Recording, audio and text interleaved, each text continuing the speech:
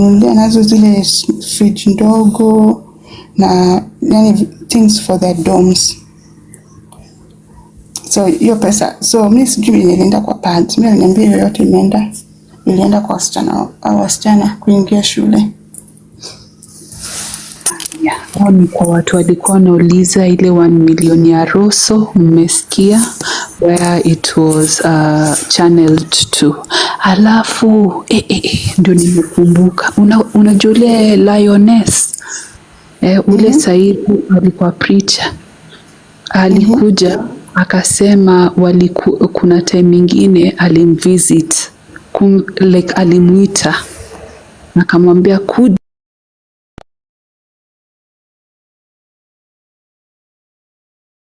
Hello guys, it's your girl Patience Status. Welcome and welcome back to my YouTube channel. If it's your first time here, make sure you hit the subscription box and put on the notification bell so that you don't forget any time I post a new video. Remember, I'm the queen of online gossip. So welcome to today's video. Don't forget to give it a like and leave a comment on the comment section. No, and the reason why I say no, mimi I have something to lose. Niko na watoto wadogo, hawajakuwa wakubwa. Niko na maisha, niko na investments zenye my ex-husband aliniwekea, niko na watu wananipenda kwa maisha yangu, wazazi wangu bado wako hai. I have something to lose.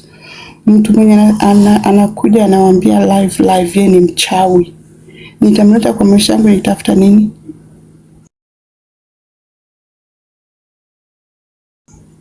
Mtu anafanya uchawi ndio nimalizie watoto wangu wa nini kama ni wadogo? I care more about my children and protecting them.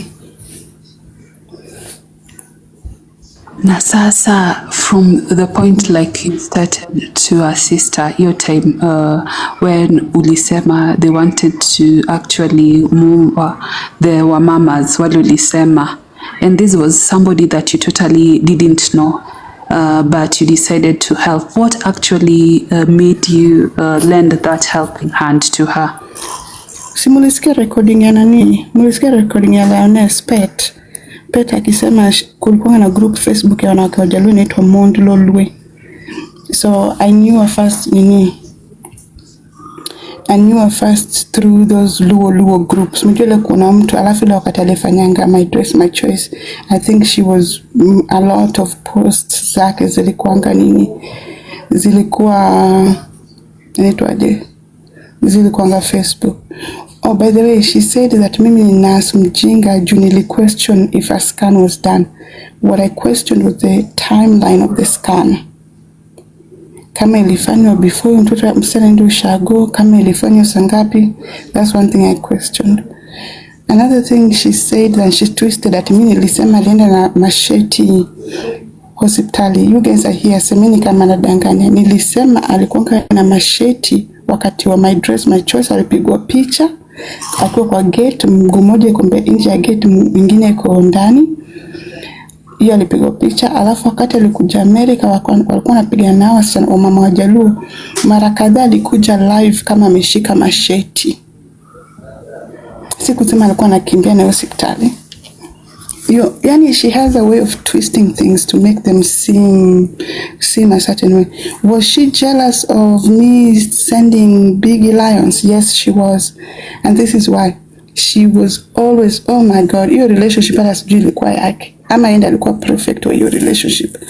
She always wanted us to break up. Obviously, I also wanted him to break up with him. Kwa tabia mbaya, but nile roho ikishapenda sasa kuna ni ngumu kutoka. Sasa ananiambia, oh achani mwanaume blaze. Alafu mimi na utukutu yangu na manyege zangu kesho naniona niko huko. Sema mapenzi can confuse Okaro. Hata mimi sikuwa napenda hiyo mapenzi. Mara kidogo nimeshakimbia huko nimetuma lion. Ananiambia, sasa hiyo lion umewaste kwa huyo mwanaume malaya. Huyo mwanaume tabia mbaya. Guys, let us She used to say that. No, she used to say that. She used to say, hiyo laana umetumia mwanaume, mbona ukunitumia mimi? Sasa ungenitumia nini? Sasa mwanaume mwenye ananyonga nyonga na wanawake. Jo alikuwa akinitoa huko mara moja, tunaongea usiku, namwambia kabisa, hautaniona nimeachana na yeye. Hiyo kichwa kubwa. Alafu nikitumiwa ile text ya hey stranger, niko like hi. Hiyo ndio mapenzi tuliona imekuconfuse Okaru, hata mimi nikiwa kwa hiyo upande. But wacha sasa nikuulize, hii mambo ya graduation nayo iko aje? I know she didn't graduate with a bachelor's.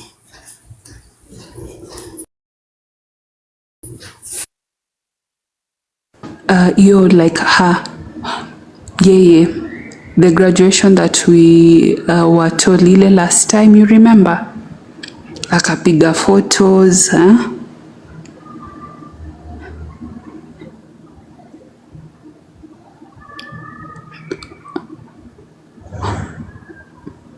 Okaru.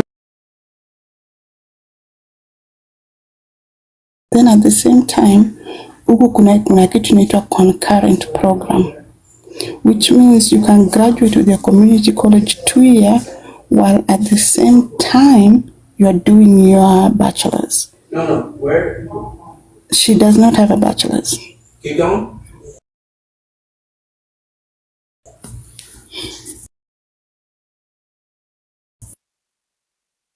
Aya, kwa wale watu walikuwa wanataka kusikiza hiyo, I hope mmepata jibu. Okaru, mi bado I'm insisting. Unaona? Sasa atasomaje bachelor's na yeye mwenyewe anaonyeshanga. Unajua huku kuna vitu tunafanya online, like you do go to class, but a lot of your assignments you do online. Na hizo online ziko set up kama Zoom. Unaona? There's a place where the lectures are stored, you can go. There's a place where maybe you can see the live lecture, and then there's a place where unaweza chat na watu mko class, but you guys can chat. Unaona? Unaweza chat na your student and other students in there, or you can chat with the professor. Huyu alikuwa anagombananga hadi ni mwalimu. Hadi anatupwa, anafukuzwa hiyo class that semester, hata class anatupwa, anakuwa dropped out of that class kugombana na mwalimu.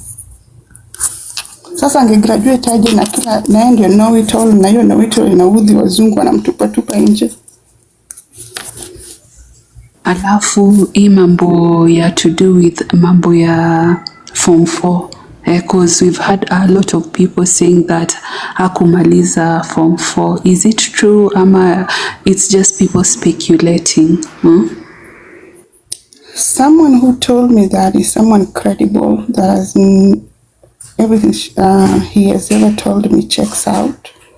Walisema hakugraduate na alikaa nyumbani for a long time wakati alifukuzwa Kenyan High before arudi shule. Hiyo hakugraduate from a very credible source.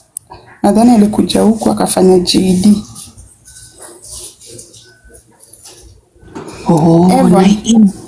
Na hii mambo ya evidence, sijawahi leta evidence. Kama utaki kusikia toka uende.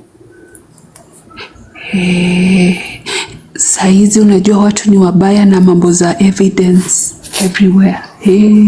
Alafu sasa wacha nikuulize. Hapa America, mjue kitu ya evidence upata mtu aje. Utapeleka Kerere ulete evidence, ndio? Ata take a video of you showing either her school information, her personal information, or medical information. Apart from medical information, hizi zingine zinaitwa doxing. Hapo tayari hiyo ni kama umeonekana na hizo karatasi unaonesha hivi ama umeweka mahali and you're here in America, hiyo tayari umeshajiwekea kesi ya doxing. Bringing someone's private information to the public, unaona, that was not meant to be seen in the public. Na sasa juu mimi niko kwa healthcare system, in healthcare industry, chochote reveal, like nimesema ugonjwa yake ni gani, madawa zake ni gani, alianza kuugua lini, na mimi ni nurse, niko na license, hiyo tayari ni HIPAA. Naweza tu naweza kosa license yangu ya nini ya nursing ikuwe revoked. Sasa ni risk license yangu ilikuwa revoked juu ya TikTok. Hizi stories zenye watu wanaenda kusahau in 3 days. Are you people normal? Haya, mmesikia compensation. Unajua compensation wao wanajifanya hawako normal but tunaenda hivyo hivyo. Na sasa hii mambo ya yeye kukua nurse, cause kuna watu wengine wanasema yeye ni cleaner, wengine wanasema ni nurse. Sasa gani, which one, gani ni gani? What are the truth? During the summer wakati tuliongea alikuwa wanaitwa PCTs, patient care technicians. So they are not LPNs, they are not RNs, wako chini ya LPN, wako katikati ya CNA na LPN. So wanafanya kazi ya CNA hiyo ya kuosha mtu, kumplisha, but at the same time they can draw blood. Wako na hiyo phlebotomy, they can draw blood. They can help with the supervision of a nurse. They can help us take hizo vitu za EKG. Like they can do a little bit more, but not nursing level, but under supervision of a nurse. Oh, aya, wadau, mnasikia hiyo? Aya, but now, Okaro, you know, in this world we always need each other, regardless of our difference. Bado I'm insisting. Are you able to actually polisi hatataki Sisi ni mwanaume. Polisi si mimi ni wewe. Wewe ni mwanaume. Polisi anataka nalo, but if she has come, ye mwenye aseme, my friend Okaro, we are from far, cause wanasema wewe na Benta, you guys came handy at the time that she was in need, and she comes and say, wadau, friends, beshte, nimejua nimekosea, and she apologized. Will you accept that? Okay, nitatumia bipolar FC juu au yeye mwenyewe anajiita bipolar FC na timu yake. Okay, on one hand it's not her fault. On one hand kuna hiyo part ya ugonjwa, the more ugonjwa inakaa kwako, especially kenye nasumbua ubongo, the more ina deteriorate, unaona, the more ina deteriorate ubongo kidogo. So kuna vile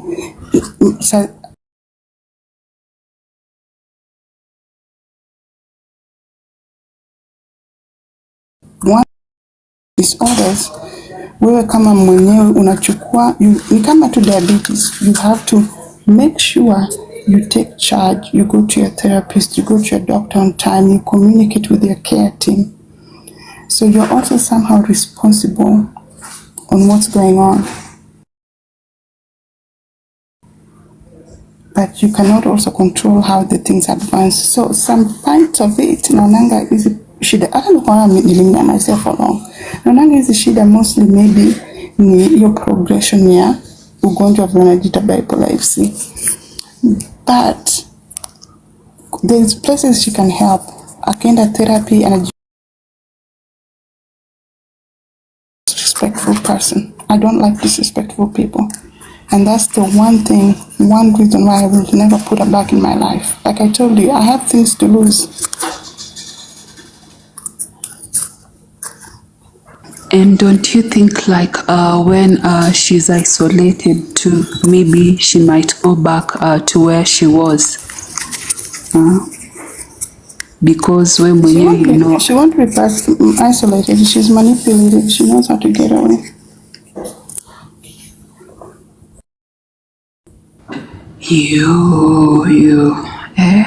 Wadau, si hata mtap.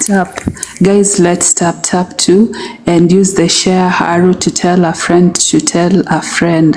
We are having one and only Okaro aka Chwalist, mi wanampea hiyo yote aka I think she's been trending of late with a lot of accusation. Okaro now na hii mambo ya Biggie, wewe unaonaje? Unajua Mali Safi pia juzi amekuja akatudanganya, akatuambia ati Big Daddy alichizi, alikuwa anataka kukimbia kutoka kwa nini ya gari juu akashikwa, sijui akapelekwa kwa nini. Ulisikia hiyo story? Confirm, because we have to know that Biggie yuko sawa. Wacha niwachekeshe. Siku hiyo nilikuwa nazurura na nini naitwaje? Nilikuwa nazurura na Sudo. Nikapitia hapo nikamwona alikuwa live. Alafu mtu akampigia simu. Akaambia watu wake, I'll be back in 15 minutes, I'm going somewhere. No, aliambia mtu naenda mahali, aliambia like his people who are watching him, I'm going somewhere for 15 minutes, nitafungua live in an hour. Unaona? Alipigiwa simu kwa amefungua for long. Sio alikuwa anaongea nini vile, mjua vile uongea mob. Alafu sasa akasema inabidi niende. Sasa mtu amechizi saa ngapi na ametoka kuambia watu simu imepigwa lazima aende mahali. Akaenda mahali alikuwa anafaa kuenda, si ndio? Amechizi saa ngapi because exactly an hour or and a half later after Malisapi kusema hizo vitu akarudi live vile alisema narudi live.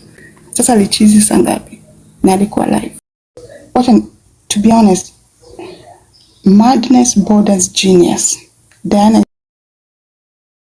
is smart. That's how she's been able to manipulate people for years and steal money from them. She's smart. Unaona? So mtu kama JB songea muone Roma because as nina naanga tu JB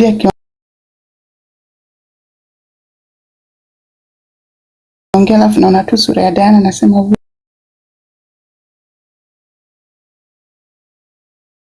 boy, if JB only knew.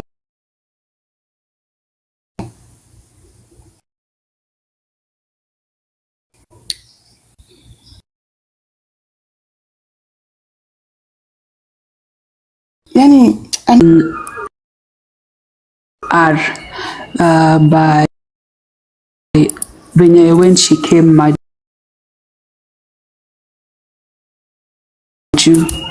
is this thing true?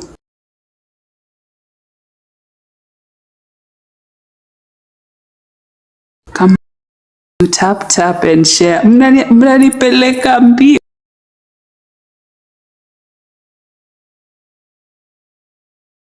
But sasa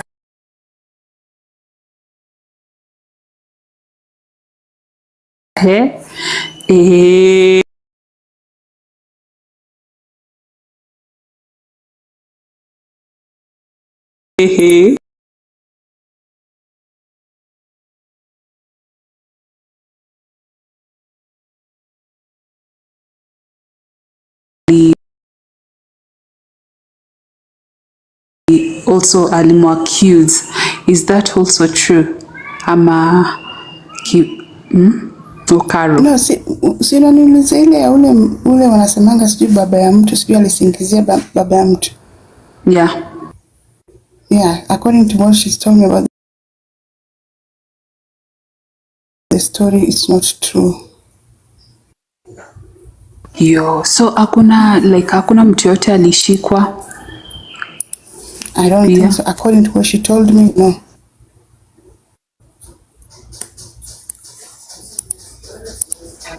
Dokta, hiyo tulishapita, umekuja kuchelewa.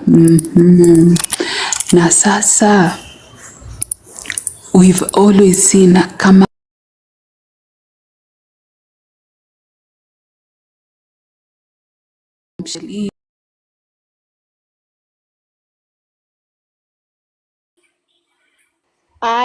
kunaenda aje?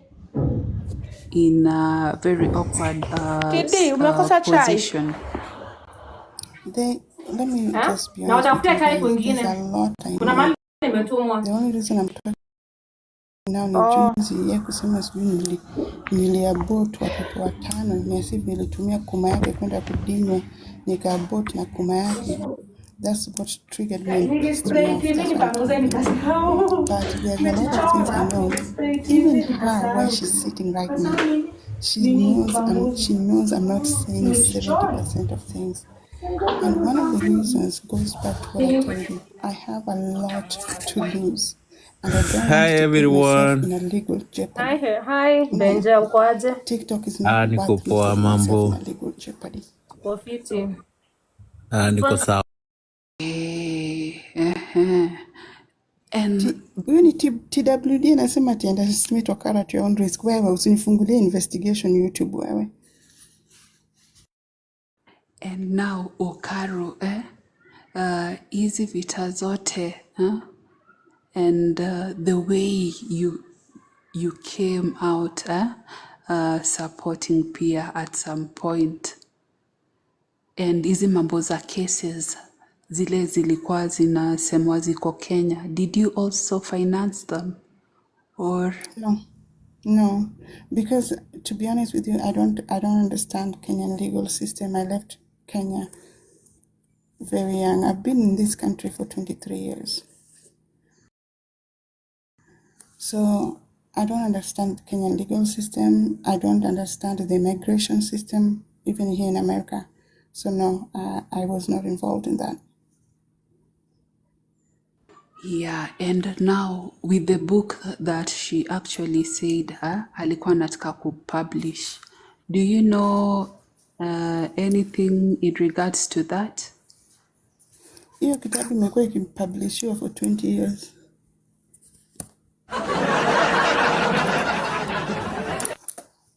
Haya, na hii mambo ya TikTok her visiting TikTok office, was it true that alifika kule? Yule nilisikia na kina Meru Priti ile yenye aliwakon pesa tena TikTok. Alikuwa anataka kuwa TikTok admin.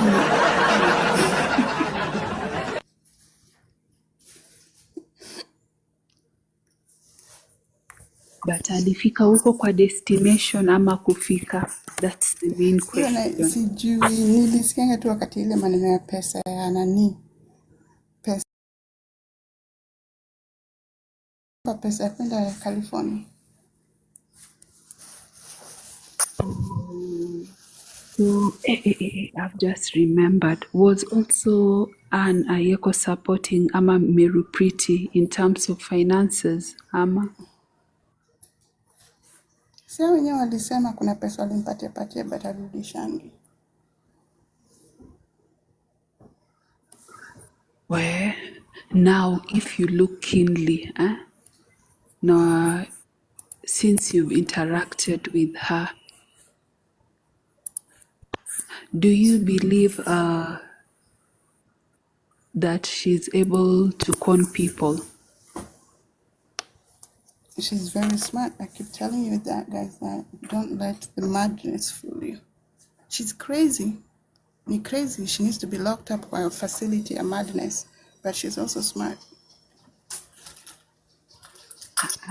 Now I've remembered hii mambo ya NGO and hiyo mambo you were talking about last time, venye aliambia wase there's a facility and sasa kuna venye money itakuwa ina trickle inakuja emu tupatie hiyo tu kionjo tu kidogo tu Okaro.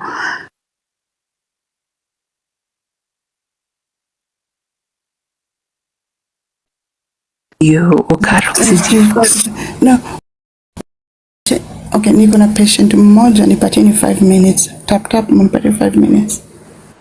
Haya wadau, good people, now tap tunongoja Okaro ule aliambiwa ni Dwanzi kama sisi hapa the students apparently she is attending to somebody yani a patient kama sisi Guys, let's tap, use the share button to tell a friend, and you can equally support us by hurting the host wadau.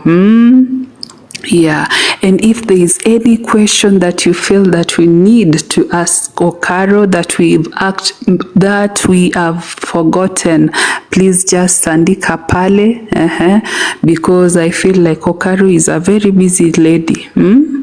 Sheila, briefs ziko nyingi hata place tuanze ndo nashangaa You just write anything that you want us to ask Okaro hapo.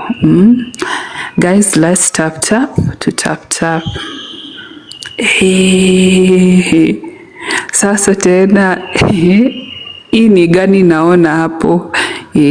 Wadau, be good people, let's tap. Yani mnataka brief, no tapping.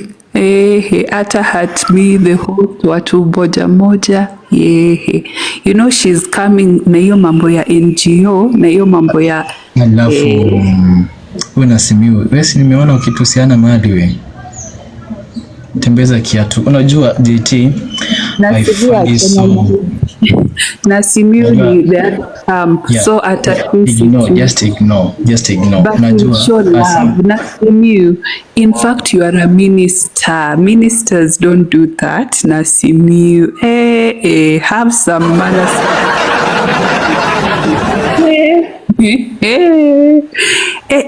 When you're knocking, you're welcomed. When you're welcome, you sit and relax. Na kierere yake yote Nasimiu, lakini bado mmechanga 510. Niliona ukipin hapo namba. Mtatuambia how much imebaki Nasimiu, cause matters are reaching kwa desk yetu. Mlisema mmebaki na 26k. Minister Aya, tunongoja nani anakuja. Hosti, you can have the mic meanwhile.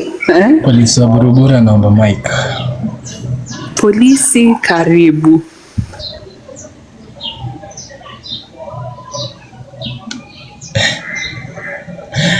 So, unajua sometimes we might have the tense here on TikTok. Some people are taking it so emotional, some people are taking it so relatable. Unajua we are just having a communication the same way a platform can host a tea.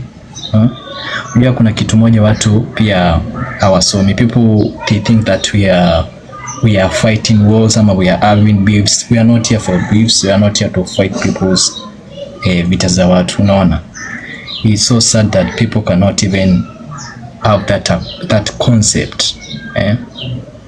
Hawana hiyo concept kabisa. You're just investing your emotions in this issue. Yeah, si unaona, there is some things that we consider before running a platform. Unaona, despite having this global hub, we must have some things like the local vibes and the personal taste, and we will add something we call the algorithm magic. That's why utapata kwenye TikTok kuna mtu anafanya comedy, kuna mtu mwingine ana serve tea. This is just a normal tea than any other. Sijui mbona mna feel like you guys are attacked, that mna feel like mnatakiwa, whereas tea pia Okaro angechoose kwenda kwenye platform nyingine kuongea ama ku have a question and answer. This is just a normal question and answer. Sijui mbona because it is magazeti you are feeling so good. Like, get alive. Unaona, we are just trying to have that engagement and having the gossip and the, how do we call them, the local events. Yeah, so if you feel like it's so attached into you, then well and good. So the same way a platform can have a tea and we are zooming, it's the same way that we have in our question and answer here. Yeah. Mko na 10 minutes. It's 3 AM. I need to go draw labs. So mko na 10 minutes. Muulize za mwisho. Aya, pale tu place tulikuwa about mambo ya NGO na venye aliambia watu if you can just give us a little bit of that, we'll appreciate. Sasa maneno ya NGO ilikuwa, I don't know how she was part of the UN but I know she did some. I'll give her credit where credit is due. But I'm going to be truthful. No. Is she smart? I believe she's brilliant when she wants to, but her personality is chaotic. No. So with that being said, na akona ile tabia ya conmanship na ni mtu anatamani maisha ya juu, and it's not like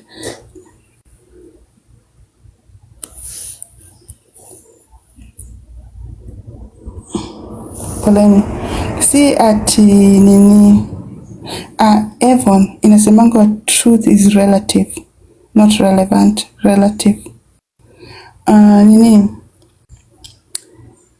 so anapenda, si ati ni kama anapenda pesa sana. Yes, anapenda pesa, but anapenda sifa. Anapenda akionekana mtu wa juu, high class, high respect. Angekuwa bibi ya MP, maisha ingekuwa mzuri sana. That would have been her ideal place. But unfortunately, life happens the way it does. So, sijui vile alipatana na hizi vitu za UN. Yeye mwenyewe akajiandikisha huko, akaanza kufanya hizo vitu za UN, sijui nini, hizo my dress, my choice, whatever it was. So, vile alikuwa anafanyanga hizo vitu zake, sasa simjua vile anapenda tu. Mwende 2023 msikie vile Peta anasema alikuwa anapenda tu kukon watu. So mara ya kwanza akadanganya ati kuna nyumba amerent ya domestic violent women, wale wanawake wametoroka wanaume wanawapiga, anajaribu kuwa house, unaona, and then they pursue the husband. Is it the same like anafanyanga pa TikTok, the way she's always pursuing big na si Chris na Samira.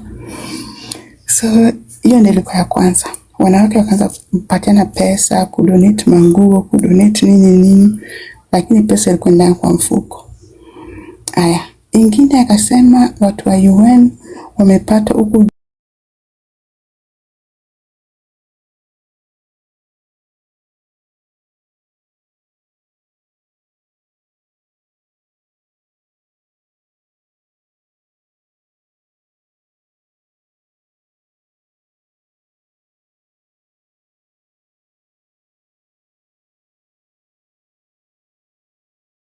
hiyo pia pesa ilienda kwa mfuko. Sasa ile yenye alifanya mwisho akitoka Kenya ilikuwa ya kuleta wanawake UN. Wanawake wanakuja naye kama convoy.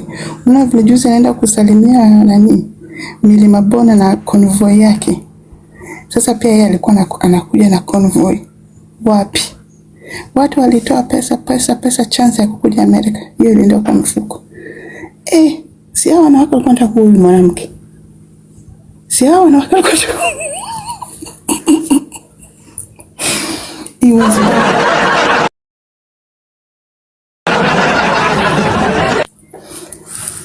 When they realize amekuja US na atapata njaro za kukaa huku na hata wai rudi huko tena, ndio sasa wanawake nadhani wakagundua haya, tumeisha. Pesa zetu zote zimeisha. Even walipata hizo ndio vitu zao zilisha. Hata kuna time hapa hivi kama anaishi hapa US, alijaribu hizo vitu zake za kurescue wanawake kwa domestic violence ama kwa na mashida. Akachukuanga best ya Jacqueline. Ulizeni Lady Jacqueline. Lady Jacqueline alikuwa na best yake, alikuwa anateseka sana New York. Akaniambia huyo mwanamke ni homeless na ni best ya Jacqueline. Sasa anamuapply hizi vitu za government, mjua vile anaishi, apate hizi benefits za government. Huyo mwanamke pia wakakosana naye.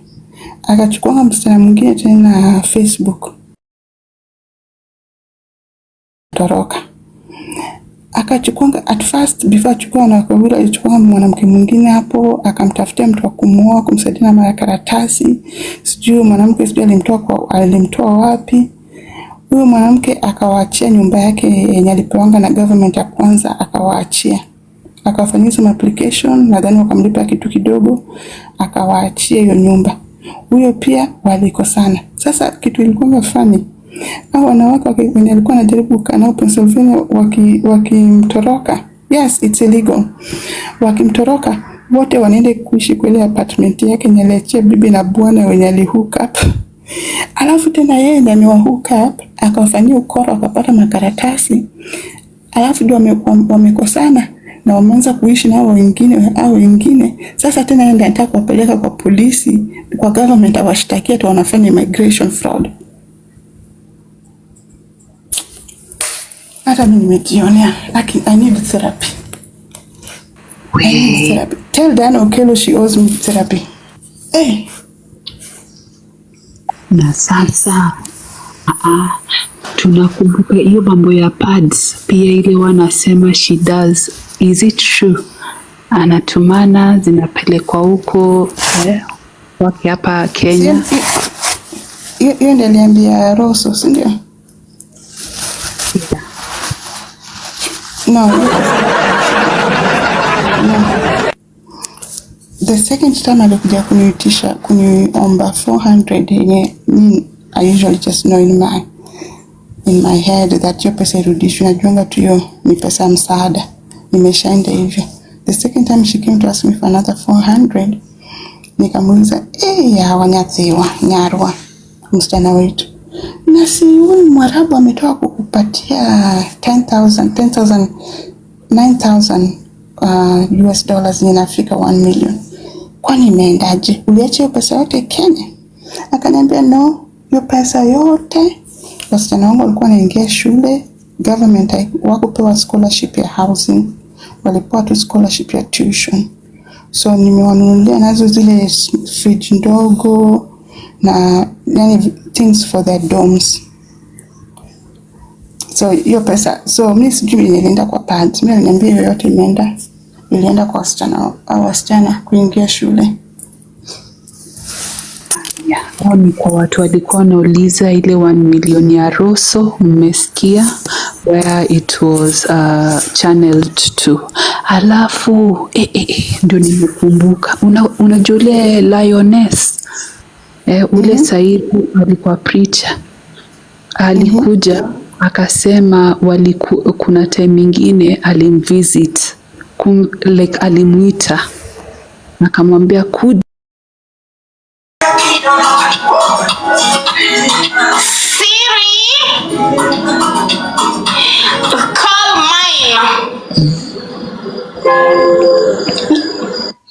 Ndio hapo guys, the sympathy card ndo hiyo. Ruman Yusuf kweli zimeingia kweli bado? Ruman Yusuf sijui kama umesahau. Ruman Yusuf sijui kama uko hapa ama umesahau. Do you believe hiyo ni ukweli? Ama Lioness pia? Ni ukweli, juu Lioness ni kama wanawake Wajaluo wenye naongea. Kuna wanawake Wajaluo wengine hapo anawaogopa kama kitu kingine. Lioness is one of them.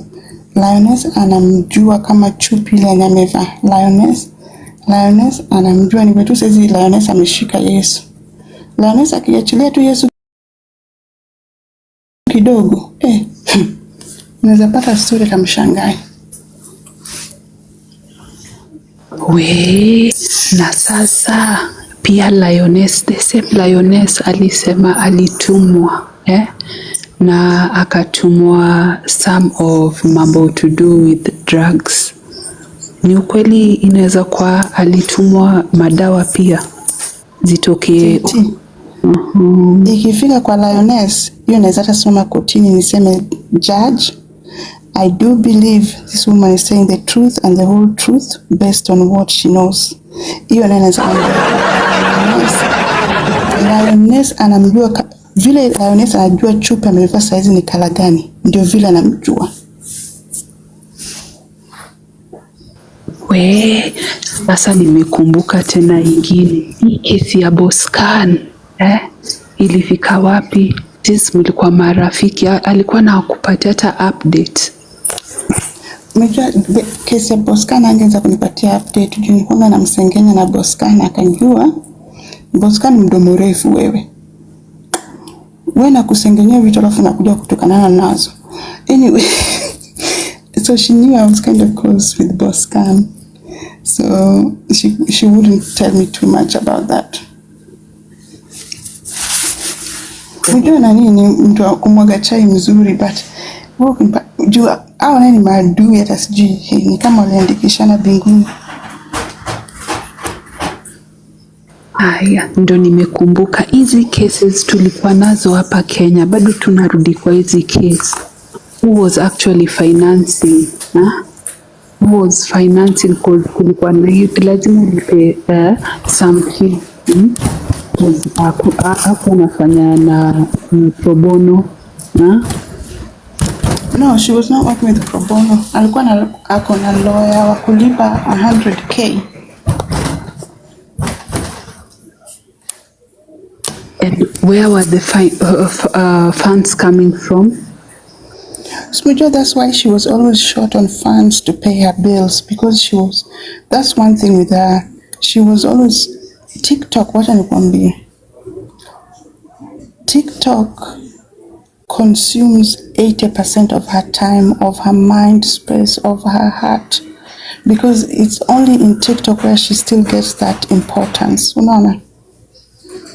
So ameshatumia pesa mingi akifukuzana na watu TikTok. Ndio nadhani kwa siku hizi ameamua kama ni mbaya, wacha tu nitukanane na watu.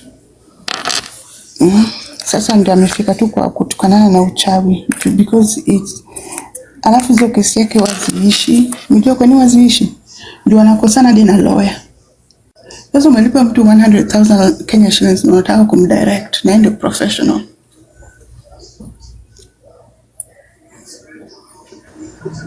Ndo nimekumbuka hii, hata tukimalizi hii bado kwa hii mambo ya Sharon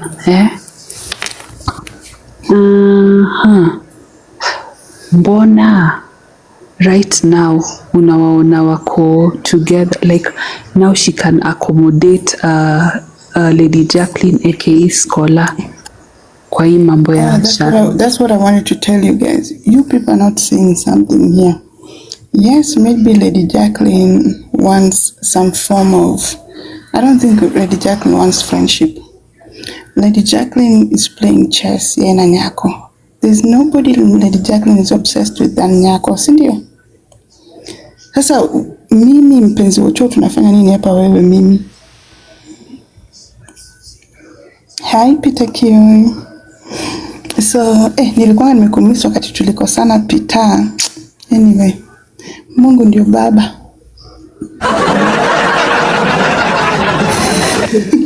No love. Sahivi no love. Yeah, no love. Okay. Lady J, me, the way I'm seeing it, based on what I'm seeing, it's not a fact, it's my opinion. Lady J is very focused, and her main focus is usually Nyako. And it looks like Nyako is making coalitions, making friends, getting allies. Alienda kwa territory yenye ilikuwa territory ya Lady J ya wapi? Kwa Abundance. Nyako is moving around also trying to form alliances. That is why Lady J is trying to form alliances na Puni na form alliances na mtu mwingine. It's not about Puni, it's about Nyako. So do you expect to see them working together? If it's going to put Nyako in a place, Lady J will swallow her pride, but she will use Puni and JB just like a tool. And then one day she'll tell them, look at your life. Just based on what happened or rather transpired in regards to Imambo to do with Mchango, do you think they will also be pointing out people anymore? Of course, because she's crazy. She's crazy. If I keep telling you now that this woman is crazy. She's crazy. The way ana twist jana alitukana Dula, sijui ati Dula ni sijui nini out of nowhere. Huwa anajisahau. But I don't think atafanya ile macho ngumu ile ilikuwa ni mtanifanya nini. The only thing naogopa niko na kuma ya nini inakwanga ya simiti ama ya chuma. Atafanya ile tu macho kavu. Oh, and why do you believe that we are looking at two stories? One was for Njeri, the one Njoki, the one that Chris did help, and now we are having now Sharon, and all of them. There was issue in regards to mambo za hospitali, and she came out clearly akasema why should Njoki aende kwa private yet they are public. And now we are looking at Sharon's case too. There was she had quick access to those public facilities, the likes of hata hiyo Masogo iko hapo karibu. Then we have hata Kisumu, there was also Kina Russia, there is also district, and there are many other. Why did they basically choose to go to Aga Khan? Yet we also have a private one like Mary Stops, which is fair. Why do you think they decided to take the way to go to Aga Khan? Aga Khan's in private. Yeah. No, you know, Diana always has this, and I'm sure you guys have picked up on this sense. People in Kenya are beneath, for lack of better word, let me say subhuman. They deserve less than. But juu yeye ako America, mtu mwenye adili na yeye deserves the best of the best. Unaona? So kama ako involved, extra hiyo overspending. Only the best for her and her people. But ninyi mko Kenya, kama mnadili na Wakenya wenzenu, you deserve less than. You're not human enough to get there. Do you get what I'm saying?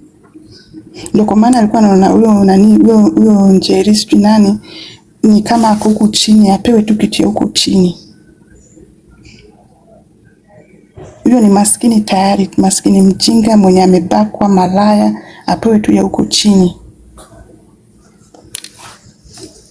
And why was for Sharon case different? Because now we know that there were directives for Sharon now to go to Aga Khan and not the other hospitals that are public. There are two case study that we can pick from. Njoki being one who was suggested aende kwa hiyo public. Now we have now Sharon, who she was actually handling the matter and the case, and there are existing records of her stating very loud and clear that Njoki afai kwenda hiyo mambo ya to do with private, yet Sharon was given the order aende hiyo private. She must have called the hospital and talked to them, because hata mimi jana nilipiga hiyo Aga Khan simu. Jana nilipiga simu, that one I can screenshot and send to you guys. I called Aga Khan. They gave me the day nurse who was there, but based on how I was talking to the day nurse, kuna vile wameshaongeleshwa na wakapewa kakitu kadogo to operate in a certain way. Unaona? So she, you know, amejua mali ya kupatiana kitu kidogo to get people to write things a certain way or to do things a certain way. Akishapewa kitu kidogo. So you strongly believe that this was planned before, because if you actually reached out Aga Khan and you could read the language, does it come to you as if they were already compromised? Yes, they're already compromised. Yeah, Okaro is lying, and Okaro has the phone number for Aga Khan, 2 numbers, and the day nurse number. You, Okaro, you. Thank you, Okaro. I think Okaro will be updating us as also sisi tutakuwa tunapeana reports kidogo kidogo. tutakuwa tunaleta report. Nani amesema Aga Khan cannot just give information like that? They did. Do you know what I said? I said something you cannot say. I called with my direct American number, it pop up 602, and then I was like, I am her aunt in America, and I just wanted to check up on her. I don't know what's going on. She's my niece, and I'm worried about her.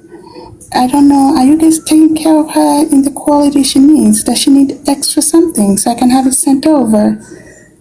Mukishasikia accent ya America, mnatoboa yote. Ukaru. Na sasa hii mambo ya nini? Hii mambo ya Abigail, Because right now you have the full details about Abigail. Mbona umeamua unataka kukimbisha Abigail? No, mimi sitaki kumkimbisha. Nilipata wires. Unajua okay, how do I say it? I am part of 333. I have anointed myself as 333 member. So the minute I had public funds, 510 had disappeared. I had to go investigate for 3.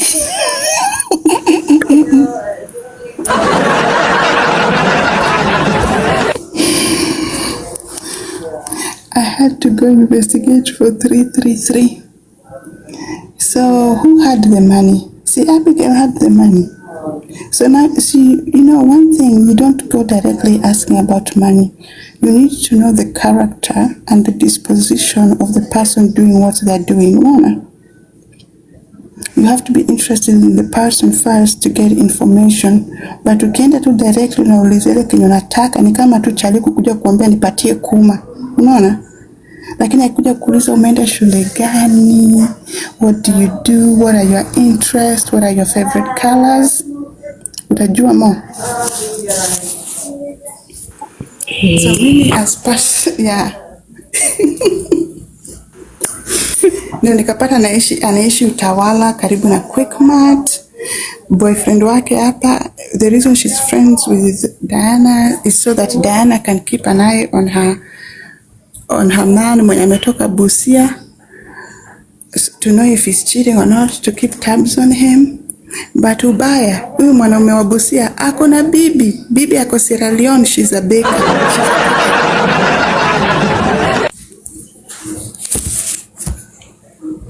So I don't know what Abigail will do with this situation. Hata sijui kama Abigail anajua kuna bibi hapo.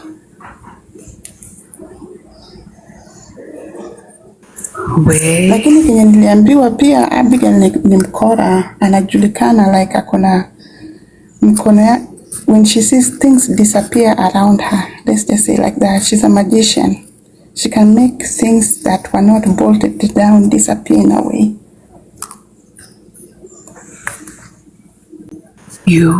Na sasa come to wacha nirudi tu kidogo kwa Roy. Do you think that also Shinya Uyoma played a part hiyo time Roy alipotea? What I know back then, hiyo time Roy alipotea ilikuwa around time yako. Diana was a little bit distrustful of Shinya Uyoma, so maybe she might have used somebody else in some things. Yeah. She was not very I don't know what happened with them, but we were doing the whole Nyako thing, she was a little bit distrustful of Shinya Uyoma. So anything amekuja kuambia ati Shinya Uyoma ndiye alifanya ni uongo. She had decided to distrust her. I don't know why.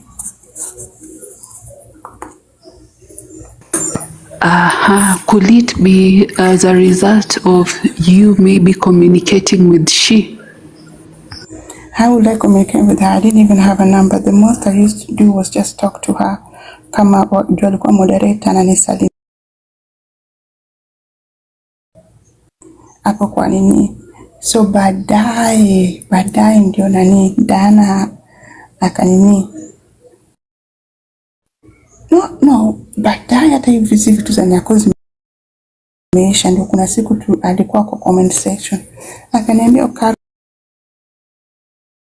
mbona ulini block. I don't know if somebody remembers me talking about that.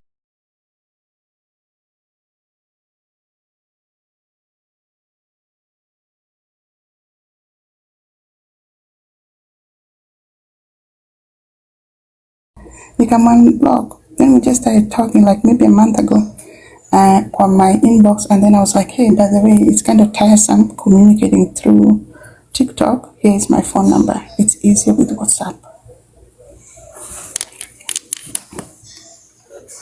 And between the two, who actually left first? Was it D herself or she? From the look of things. Do you want me to give you the true answer or the ego answer? Do you mean lazima nitatukanwa? Nitatukanwa anyway, who cares? Shina Uyoma left first. Was it of as a result? Was it as a result of her being overburdened with the duties, or financially also she was drained? You know, maybe Shina Uyoma was a friend, was a moderator, was the one being sent things in Kenya to do, and at the same time she was a therapist. A lot of crying and all that stuff, and I would know, because mi pia nilichoka na kudiliwa 24/7. Inachosha. You don't even have enough time to do your own things. Simu za kila saa.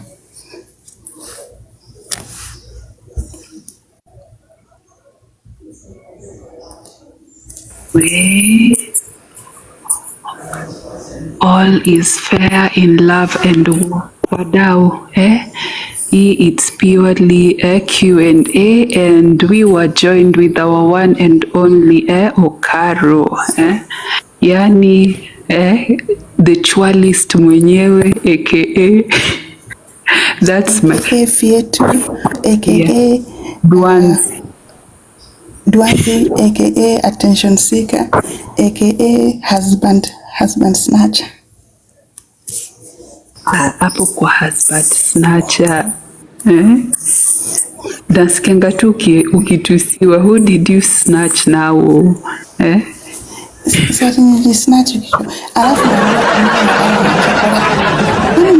kuna mtu hapa TikTok nimeisema kujeni mnichangie kuma nini nilale nayo na bwana mtu, kume yangu imechoka leo. Mimi kume yangu haichoki. Kwa hivyo wachana nini na umalaya wangu. Kume yangu haichoki. Na mtu mwenye anasema mimi nalala na machokora. The whole time she was married she had a lover. The only way aliachia lover wake ni juu alikuja America. Dunia. Anyway. They're like, what, the lover, was it the lover, the husband, or, these things can be confusing. So can you elaborate? Ule mwenye akikudinya vizuri anatetemesha mguu, so you are loyal to him for all through your marriage. I don't know, wacheni kuniweka kwa shida. Nini ni wanini? Nini ni wambea, mnataka kujua mbea mingi? Bado hey, Okaro, yo guys, tapini Okara narudi for the final Nitarudi baadaye. It's 3:35. I'm going to do blood draws, do my reports. Nikuulize swali moja kabla uende. Okaro, naweza kuuliza swali moja ama mbili kabla uende before we resume to the second session, sawa? Swali ya kwanza.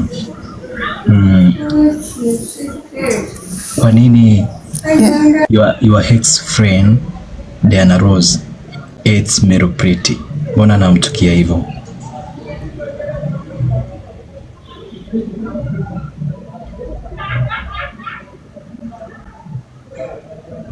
Nipateni dakika moja.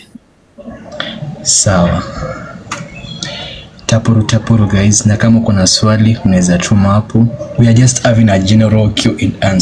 So watu wasifikirie eti because tumehost Okaro kuna vita tunapigana ama tunachukia mtu, hapana. Sisi watoto wadogo wenye hatuna hata mavuzi hatuwezi kuwa tunapigana na wanawake ambao mavuzi yao kana mvi. we respect our elders. Hata tukitusiwa sisi wenyewe tutasema pole, nyinyi endelee na matusi, sisi tumesarenda. Sawa, na tunawapenda jamani, tutapuru. Yani, tap, you can equally support us by hurting the host, and you can also use the arrow, the share button to tell a friend to tell a friend. Yani sisi ni madwanzi aka mazuzu. Guys, yani sisi pia ndo sisi ndo wale D students.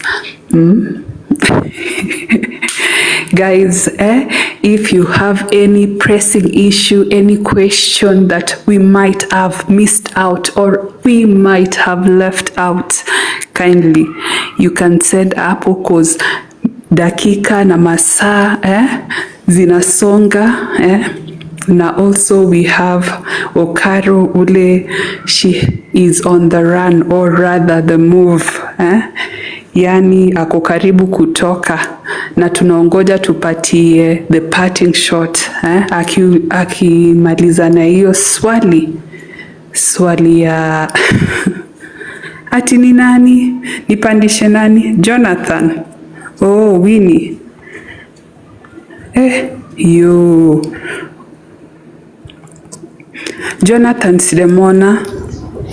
Aya, nani Dula, niulize. Haya, Okay, Dula. mimi niko na maswali matatu. Mimi hapa level 8. Ya kwanza ni Bona Diana Ross anachukia Meru Priti. Meru Priti is what she would have aspired to be. You know, Meru Priti is very successful. So not only is Meru Priti, I'm being honest, Muniwe, mimi ni mle mtu. If you ask me, I'll tell you the truth. Meru Priti, not only is she beautiful, she's successful, and she achieved a lot of things that Diana herself wanted to achieve or would have hoped to achieve. It's more of a jealousy. It's more of like, if only I could have that chance she has. And then your idea, she's very good at English, and then she's very smart, and then this person that she perceives as Dama based on her accent is having all these achievements. Unaona? Yeah. Okaro, just a reminder, what about, we saw Meru Priti and Anna Yako, they actually had, I think maybe kusalamiana. Do you think it was from a point of forgiveness or it's kind of shaky? We saw also Ayeko huko the moment after JB's game. What are your thoughts? To be honest with you, I haven't talked to Meru Priti for a while. I actually need to return her phone call. So I don't know what's really happening there. I know she went to JB's game and supported the game. Yeah, she did. Which probably shows they've been, for her to be comfortable enough to go, they've been cool for a minute, you know. And then Meru Priti, even though Izzy Maninu Mpata, she's someone who likes to have peace and have like some kind of balanced, you know. She's somebody who likes to have peace.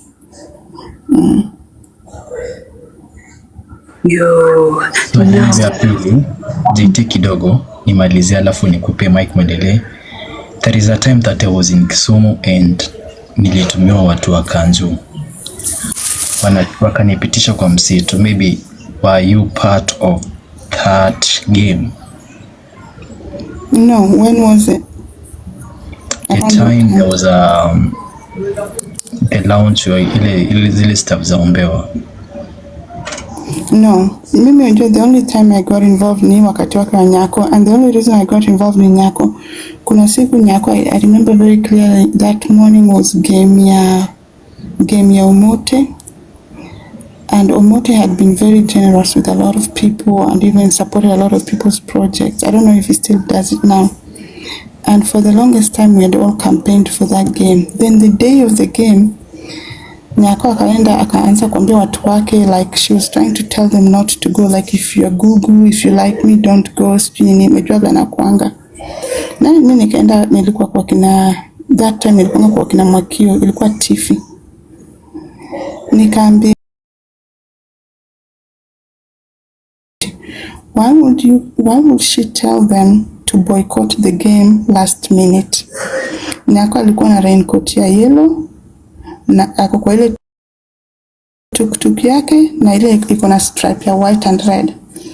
Alinitusi akaniambia niende nichukue hiyo kinembe yake, akatukana mamangu, akasema nikule kinembe yake, akanitusi everything based on the fact nilisema Omote cannot be boycotted.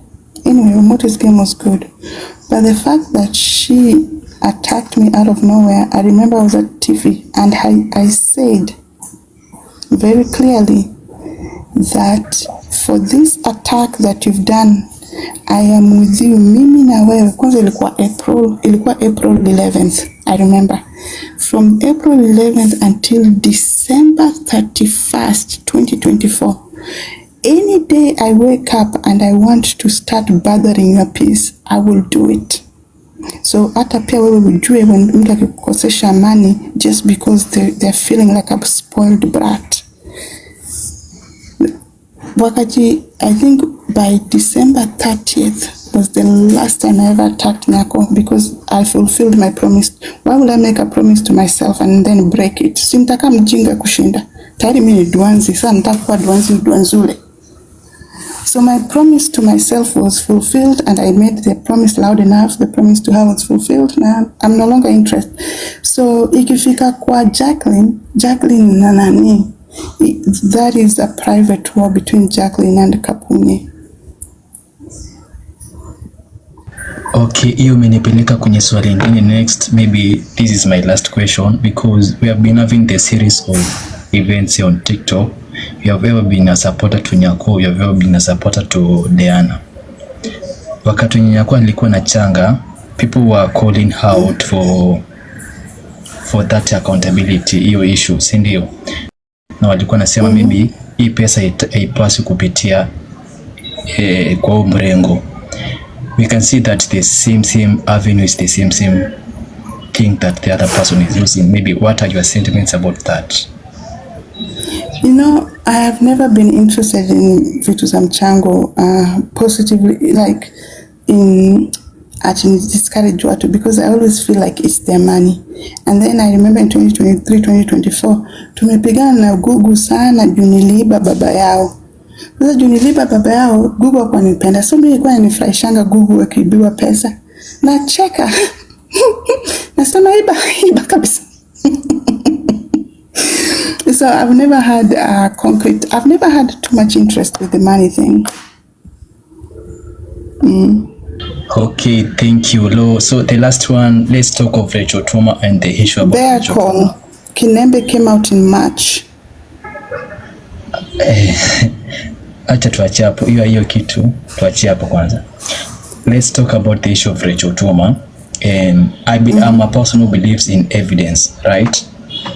But at some point, I feel like the people who request for evidence, themselves, they don't bring up the evidence. Tuliambiwa Rachel Tuma alikuwa anafanyiwa kwichikwichi mbele ya bwanake. Rachel Tuma alikuwa anapiga. That is a lie. That is a huge lie because the reason why I got on board to support Rachel Tuma as I've done is because to me I've never met a woman who can love a man as much as she loved her husband. Those are lies. Si ni kama kusema mimi nilikuwa na abortion 5.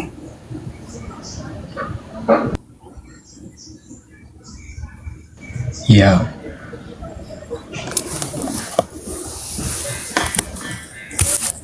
Okay, thank you. You can have the mic, GT. Yeah. Now, Okara, like maybe you might have an idea what was the main reason for the fallout between Jacqueline aka Scholar and D herself. because we had the work. Based on what I remember, personally, walikosananga juu ya huyo beshte wa Jacqueline mwenye who was having a hard time in New York, and then she moved into Dee's house. Dee rescued her or whatever it was, na akamsaidia na hizo vitu za government, kupata chakula, kupata housing, hizo vitu zote. Alafu mi Kenya aliniambia Jacqueline alikuwa anapiga simu wanamsengenya na like someone you've helped, they're gossiping about you, and she's the one who told you to go help this person. Yeah, you've heard from from Okaro herself. I think, is there any addition before we wind up this session? Any addition before we wind? Winnie? Hey, okay. Anyway, I told you I'll be back maybe in the next 5 hours. Actually, ni focus na kazi. We are going towards the end of the shift. Thank you, Okaro, for answering our question. I think it was much more calmer, and we do appreciate. Thank you. You guys are welcome. All right, thank you. See you later. Cheers. Kama unauliza ungekuwa na hela basi ndugu yangu na kabichi, yani una nywele zimekukakamaa, mawigi yamekukakamaa kama kabichi la 500. Ndugu yetu unajitia slay queen, mimi nina hela, mimi mzuri. Jamani, mzuri mbuzi mjini ndio maana tunamla mchuzi. Hata unajifanya slay queen sasa hivi una kibakuli unaomba omba huyo. Unaitwa baku huyo. Kazi kweli jamani, hana mbele hana nyuma. Hapa iko kuuzwa mjini wala kwa kuweka. So thank you so much for watching the video to the end. Remember to like, share, comment, and if you have not subscribed, please make sure you subscribe and put on the notification bell so that you know every time I post a new video. So guys, thank you. I'm gonna see you on my next video. Bye.